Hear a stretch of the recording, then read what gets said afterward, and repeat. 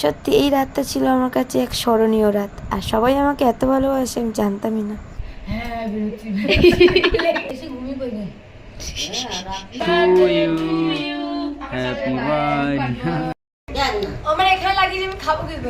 Hi guys, ডেটটা ছিল 4ই June আর আমার বার্থডে ছিল 5ই জুন। তাই আমি চলে এসেছি নিজের বার্থডের কেক নিজেই কিনতে।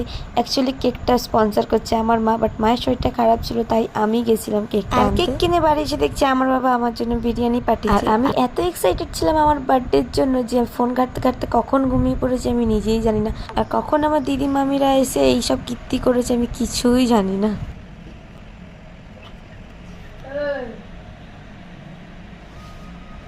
Happy birthday.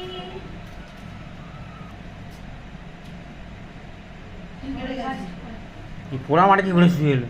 তোমরা কি কিছু বুঝতে পারলে? অ্যাকচুয়ালি আমি ঘুমাচ্ছিলাম আর আমার দিদি কখনো যে আমার ফোনের কভারটা চেঞ্জ